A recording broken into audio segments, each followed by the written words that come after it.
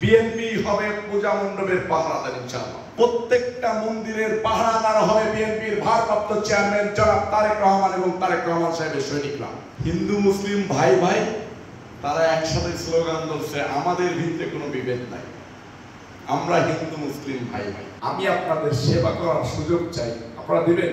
হিন্দু মুসলিম ভাই ভাই তারা একসাথে স্লোগান ধরছে, আমাদের ভিতরে কোনো বিভেদ নাই, আমরা হিন্দু মুসলিম ভাই ভাই। খুলনা ডিভিশনের যে কটা জেলা আছে সেই জেলার বিএনপির সভাপতি সাধারণ সম্পাদকদেরকে ডেকে নিয়ে তারেক রহমান সাহেব সরাসরি নির্দেশনা দিয়ে দিয়েছেন, প্রত্যেকটা মন্দিরের পাহারাদার হবে বিএনপির ভারপ্রাপ্ত চেয়ারম্যান জনাব তারেক রহমান এবং তারেক রহমান সাহেবের সৈনিকরা।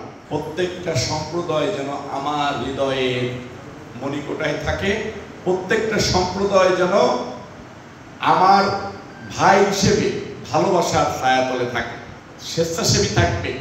সেই স্বেচ্ছাসেবীদের জন্য আমি আমার ব্যক্তিগত উদ্যোগে তারেক রহমান সাহেবের পক্ষ থেকে তাদের গেঞ্জি এবং মাসি পিসিদের জন্য কিছু শাড়ির ব্যবস্থা করেছি।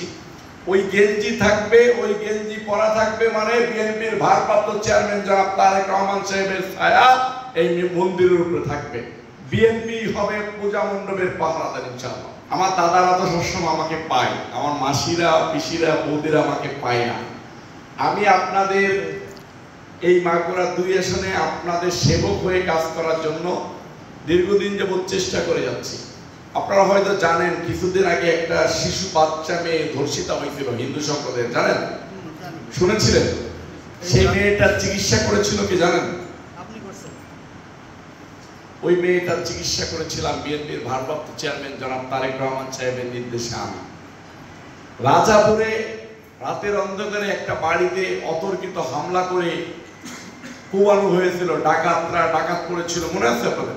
এই যে আমাদের শ্রদ্ধেয় শিক্ষক বসে আছে, উনি আমাদেরকে যে শিক্ষা দিয়েছেন, আমরা সেই শিক্ষা নিয়েই সকল ধর্ম বর্ণ নির্বিশেষে একত্রিত হয়ে এই মাগুরার বুকে বসবাস করবো, এই মাগুরা 2 আসনে বসবাস করবো। আপনারা করবেন না?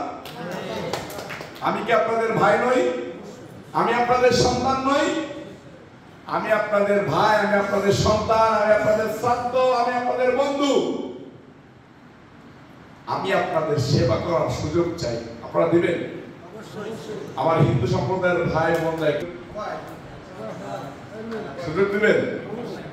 আমি আপনাদের সেবা করতে চাই এবং জীবনের শেষ দিন আপনাদের পাহারাদার হতে চাই, আপনারা আমাকে এই সুযোগটা দিবেন। এই মন্দির আমি বলেছি যে আমার গ্রামের মন্দির, আমার থানার মন্দির, আমার জেলার মন্দির, আমাকে যদি মনোনয়ন দেওয়া হয় আমার নির্বাচনী আসনের মন্দির, এই মন্দির আমাদের সকলের মন্দির। এই মন্দিরের উন্নয়নের জন্য আমি আমার যথেষ্ট পার্টিসিপেট করবো ইনশাআল্লাহ। আপনাদের কাছে এটা চাচ্ছি যে আমি যেন আপনাদের সেবাটা করতে পারি, আমাকে সেই সুযোগটা দিবেন। যদি আমাকে বিএনপির ভারপ্রাপ্ত চেয়ারম্যান জনাব তারেক রহমান সাহেব মনোনয়ন দেয়, আমি আমার শিক্ষকের মধ্য দিয়ে আপনাদের কাছে জিজ্ঞেস করতে চাই, আমাকে যদি ধানের শীষ দেয় তারেক রহমান সাহেব, আপনারা আমাকে কে কে ভোট দেবেন? একটু হাত তুলে বলেন, কে কে ভোট দিবেন? আমাকে ভোট দিবেন।